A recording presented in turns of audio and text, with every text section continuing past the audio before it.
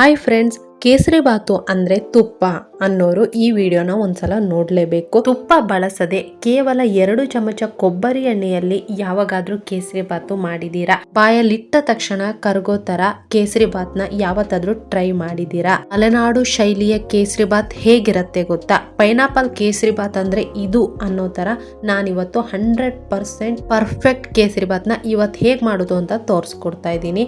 ನಮ್ಗೆ ಈ ಕೇಸರಿ ಬಾತ್ ಮಾಡೋದಕ್ಕೆ ಆರ್ಟಿಫಿಷಿಯಲ್ ಕಲರ್ ಬೇಡ, ಫ್ಲೇವರ್ ಬೇಡ, ಏನು ಬೇಡ. ಕೇವಲ ಪೈನಾಪಲ್ ಕೇಸರಿ ಬಾತು ಹಾಗೇನೆ ಕೇಸರಿಯಿಂದ ಹೇಗೆ ನಾವು ಪರ್ಫೆಕ್ಟ್ ಆದ ಫ್ಲೇವರ್, ಪರ್ಫೆಕ್ಟ್ ಆದ ಕಲರ್ ಕೇಸರಿ ಬಾತ್ ನ ಮಾಡಬಹುದು. ಹಾಗೇನೆ ನೀವೇನಾದ್ರೂ ಕೇಸರಿ ಬಾತ್ ಮಾಡಿದ್ರೆ ಜಿಗಟ್ ಆಗೋದು, ಗಂಟಾಗೋದು ಆಗ್ತಿದ್ಯಾ? ಹಾಗಿದ್ರೆ ಖಂಡಿತವಾಗ್ಲೂ ನೀವು ನಾ ಹೇಳೋ 5 ಮಿಸ್ಟೇಕ್ ಗಳನ್ನ ಮಾಡ್ತಾ ಇದ್ದೀರಾ. ಅದನ್ನ ಸರಿ ಮಾಡ್ಕೊಂಡ್ರಿ ಅಂದ್ರೆ ಹಬ್ಬಗಳು ಬರ್ತಾ ಇದೆ, ಹಬ್ಬಗಳಿಗೆ ಪರ್ಫೆಕ್ಟ್ ಕೇಸರಿ ಬಾತ್ ನ ನೀವು ಕೂಡ ಮಾಡಬಹುದು.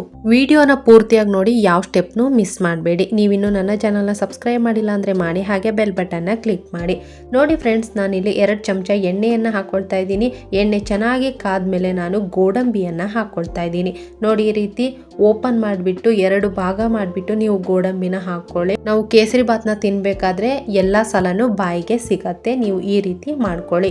ಇವಾಗ ನೋಡಿ ಗೋಲ್ಡನ್ ಬ್ರೌನ್ ಬಂತು. ಇವಾಗ ನಾನು ತಕ್ಕೊಳ್ತಾ ಇದ್ದೀನಿ. ನೋಡಿ ಫ್ರೆಂಡ್ಸ್, ನಾವು ಯಾವಾಗ್ಲೂ ಕೊಬ್ಬರಿ ಎಣ್ಣೆ ಬಳಸಿದಾಗ ನೀವು ಸಣ್ಣ ಉರಿಯಲ್ಲೇ ಬಳಸಬೇಕು. ಇವಾಗ ನಾನು ದ್ರಾಕ್ಷಿಯನ್ನ ಹಾಕೊಳ್ತಾ ಇದ್ದೀನಿ. ಇದನ್ನು ಚೆನ್ನಾಗಿ ಫ್ರೈನ ಮಾಡ್ಕೊಳ್ಳೋಣ. ನೀವು ಸಣ್ಣ ಉರಿಯಲ್ಲೇ ಫ್ರೈನ ಮಾಡ್ಕೊಳ್ಳಿ. ನೀವು ಎಷ್ಟು ಬೇಕಾದ್ರೂ ದ್ರಾಕ್ಷಿ ಗೋಡಂಬಿನ ಹಾಕೊಳ್ಬಹುದು. ನಿಮಗೆ ಜಾಸ್ತಿ ಸಿಗ್ಬೇಕು ಅಂದ್ರೆ ಸ್ವಲ್ಪ ಜಾಸ್ತಿ ಹಾಕೊಳ್ಳಿ. ಇವತ್ತು ತೆಕ್ಕೊಂಡು ರೆಡಿ ಮಾಡಿ ಇಟ್ಕೊಂಡಿದೀವಿ. ಇವಾಗ ಅದೇ ಎಣ್ಣೆಗೆ ನಾನಿಲ್ಲಿ 2 ಕಪ್ ಚಿರೋಟಿ ರವೆಯನ್ನ ತಗೊಂಡಿದ್ದೀನಿ. ಕೇಸರಿ ಬಾತ್ ಮಾಡಬೇಕಾದ್ರೆ ಯಾವಾಗಲೂ ನೀವು ಚಿರೋಟಿ ರವೆಯನ್ನೇ ತಗೊಳ್ಳಿ. ರವೆಯನ್ನ ಚೆನ್ನಾಗಿ ಹುರ್ಕೊಳ್ಬೇಕು. ಮೊದಲ ಮಿಸ್ಟೇಕ್ ಮಾಡೋದೇನು ಗೊತ್ತಾ? ರವೆಯನ್ನ ಸರಿಯಾಗಿ ಹುರ್ಕೊಳ್ಳೋದಿಲ್ಲ. ರವೆಯನ್ನು ಸರಿಯಾಗಿ ಹುರ್ಕೊಂಡಿಲ್ಲ ಅಂದ್ರೆ ಕೇಸರಿ ಬಾತು ಖಂಡಿತವಾಗ್ಲೂ ಜಿಗಟ್ ಆಗತ್ತೆ, ಟೇಸ್ಟ್ ಆಗಲ್ಲ. ನೀವು ಕೇಸರಿ ಬಾತ್ನ ತಿನ್ಬೇಕಾದ್ರೆ ಕಟ್ಟಮ್ ಅಂತ ಸೌಂಡ್ ಬರುತ್ತೆ. ಆ ರೀತಿ ಬರುತ್ತೆ ಅಂದ್ರೆ ನೀವು ಖಂಡಿತವಾಗ್ಲೂ ರವೆಯನ್ನ ಸರಿಯಾಗಿ ಹುರಿದಿಲ್ಲ ಅಂತಾನೆ ಅರ್ಥ. ನೋಡಿ, ರವೆಯನ್ನ ಪರ್ಫೆಕ್ಟ್ ಆಗಿ ಹುರಿಬೇಕು. ಒಳ್ಳೆ ಘಮ ಬರಬೇಕು, ಸ್ವಲ್ಪ ಕಲರ್ ಚೇಂಜ್ ಆಗಬೇಕು, ಅಲ್ಲಿವರೆಗೂ ನೀವು ಹುರಿಬೇಕು. ನೋಡಿ, ಇವಾಗ ನಮ್ಮ ರವೆ ಪರ್ಫೆಕ್ಟ್ ಆಗಿ ಹುರಿದು ರೆಡಿಯಾಗಿ ಇಟ್ಕೊಂಡಿದೀವಿ.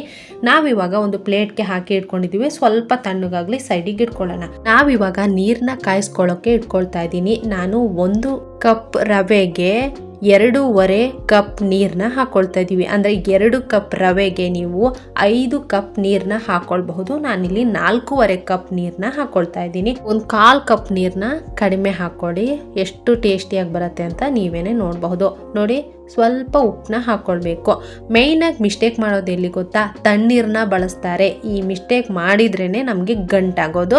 ದಯವಿಟ್ಟು ಆ ಮಿಸ್ಟೇಕ್ನ ಮಾಡಬೇಡಿ. 2ನೇ ಮಿಸ್ಟೇಕ್ ಅದೇ. 3ನೇ ಮಿಸ್ಟೇಕ್ ಏನು ಮಾಡ್ತಾರೆ ಅಂದರೆ ಪೈನಾಪಲ್ನ ಹಸಿದೇ ಹಾಕೊಂಡ್ಬಿಡ್ತಾರೆ. ಈ ರೀತಿ ನಾವು ನೀರಿನಲ್ಲಿ ಚೆನ್ನಾಗಿ ಬೇಯಿಸಿದಾಗ, ಇವಾಗ ರವೆ ಹಾಕಿದ್ರು ಸಹಿತ ರವೆಗೆ ಪೈನಾಪಲ್ನ ಫ್ಲೇವರ್ ಪೂರ್ತಿಯಾಗಿ ಎಳ್ಕೊಳ್ಳುತ್ತೆ ರವೆ. ನಾವು ಈ ರೀತಿ ಚೆನ್ನಾಗಿ ಬೇಯಿಸ್ಕೊಂಡೇ ಹಾಕಬೇಕು. ಇಲ್ಲಾಂದ್ರೆ ನಮಗೆ ಹಸಿ ಪೀಸ್ ಸಿಗತ್ತೆ, ಹುಳಿನೂ ಆಗತ್ತೆ. 1-2 ಏಲಕ್ಕಿನ ಓಪನ್ ಮಾಡಿಕೊಂಡು ಹಾಕಿದ್ದೀನಿ. ನೋಡಿ, ಕೇಸರಿಯನ್ನ ನೀವು 10ರಿಂದ 15 ನಿಮಿಷ ನೆನೆಸಿ ಇಟ್ಕೊಳ್ಬೇಕು. ಮೊದಲೇ ನೆನೆಸಿ ಇಟ್ಕೊಳ್ಬೇಕು, ಆವಾಗ ಹಾಕಬೇಕು. ಕಲರ್ ನೋಡಿ, ನಿಮ್ಗೆ ಯಾವುದಾದ್ರೂ ಆರ್ಟಿಫಿಷಿಯಲ್ ಕಲರ್ ಅವಶ್ಯಕತೆ ಇದೆ ಅಂತ ಅನ್ನಿಸ್ತಾ ಇದೆಯಾ? ನೋಡಿ, ಅದು ಹೆಲ್ತಿಗೂ ಒಳ್ಳೇದಲ್ಲ. ನೀವು ಆರ್ಟಿಫಿಷಿಯಲ್ ಕಲರ್ನು ಬಳಸಬೇಡಿ ಅಂತಾನೆ ಹೇಳಬಹುದು. ಇವಾಗ ಪೈನಾಪಲ್ ಚೆನ್ನಾಗಿ ಬೆಂದಿದೆ, ನೀರು ಚೆನ್ನಾಗಿ ಕುದೀತಾ ಇದೆ. ನಿಧಾನವಾಗಿ ನಾವು ರವೆನ ಹಾಕೊಳ್ಬೇಕು. ನೀವು ಸ್ವಲ್ಪ ಹಾಕ್ತಾ ಹುಟ್ನಲ್ಲಿ ಮಿಕ್ಸ್ ಮಾಡ್ಕೊಳ್ತಾ ಇರಬೇಕು, ಇಲ್ಲಾಂದ್ರೆ ಗಂಟಾಗಿ ಬಿಡತ್ತೆ. ಇದು ಒಂದು ಮೇನ್ ಮಿಸ್ಟೇಕ್ ಅಂತಾನೆ ಹೇಳಬಹುದು. ಇವಾಗ ಚೆನ್ನಾಗಿ ನಾವು ರವೆಯನ್ನ ಬೇಯಿಸ್ಕೊಳ್ಬೇಕು. ಬೇಯಿಸ್ಕೊಂಡು ಆದ್ಮೇಲೆ ನಾವು ಸಕ್ಕರೆಯನ್ನ ಹಾಕೊಳ್ಬೇಕು. ಇದಿಟ್ಕೊಂಡಂತಹ ದ್ರಾಕ್ಷಿ ಗೋಡಂಬಿಯನ್ನ ಹಾಕೊಂಡಿದ್ದೀನಿ. ನಾವು ಮಾಡೋ 4ನೇ ಮಿಸ್ಟೇಕ್ ಏನಂದ್ರೆ ರವೆ ಬೇಯೋದ್ರೊಳಗೆ ಸಕ್ಕರೆನ ಹಾಕೊಳ್ಳೋದು. ನೀವು ಸಕ್ಕರೆನ ಹಾಕೊಂಡ್ರಿ ಅಂದ್ರೆ ರವೆ ಖಂಡಿತವಾಗ್ಲೂ ಬೇಯೋದಿಲ್ಲ.